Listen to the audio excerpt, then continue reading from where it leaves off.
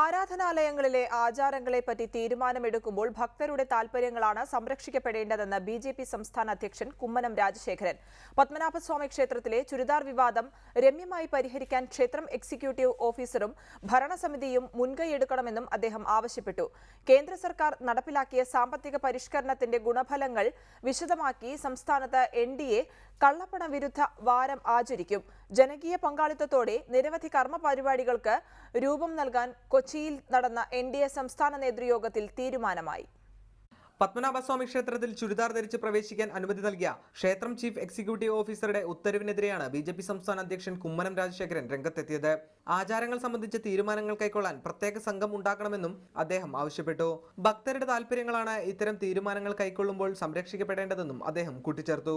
തന്ത്രിയും രാജകുടുംബാംഗങ്ങളും ഭരണസമിതിയും ഭക്തജന സംഘടനകളും അതുപോലെ സമീപവാസികളും ക്ഷേത്രത്തിൽ ദർശനം നടത്തിക്കൊണ്ടിരിക്കുന്നവരും അങ്ങനെ എല്ലാവരുമായി ഈ വക വിഷയങ്ങൾ ചർച്ച ചെയ്ത് രമ്യമായിട്ടൊരു പരിഹാരം ഉണ്ടാക്കേണ്ടതാണ്. കേന്ദ്ര സർക്കാർ നടപ്പിലാക്കിയ സാമ്പത്തിക പരിഷ്കരണത്തിന്റെ ഗുണഫലങ്ങൾ പൊതുജനങ്ങളെ ബോധ്യപ്പെടുത്താൻ പ്രചാരണ പ്രവർത്തനങ്ങൾ ആരംഭിക്കാനും എൻഡിഎ സംസ്ഥാന നേതൃയോഗം തീരുമാനമെടുത്തു. ഡിസംബർ 9 മുതൽ 15 വരെ കള്ളപ്പണ വിരുദ്ധ വാരം ആചരിക്കും. സംസ്ഥാനത്തെ 140 മണ്ഡലങ്ങൾ തോറുമായിരിക്കും എൻഡിഎയുടെ പ്രചാരണ പ്രവർത്തനങ്ങൾ നടക്കുക. ഗ്രാമാന്തരങ്ങളിൽ നഗരാന്തരങ്ങളിൽ ജനങ്ങളുമായി സംവദിച്ച് ഈ സാമ്പത്തിക പരിഷ്കരണത്തിൻ്റെ ഗുണഫലങ്ങൾ അവരെ ബോധ്യപ്പെടുത്തിക്കൊണ്ട് വളരെ ആസൂത്രിതവും സുസംഘടിതവുമായ പ്രചാര പ്രവർത്തനങ്ങളാണ് നടത്താൻ പോകുന്നത്. അതിനുവേണ്ടി ഒരു കർമ്മ പദ്ധതിക്ക് തന്നെ രൂപം നൽകിയിട്ടുണ്ട്.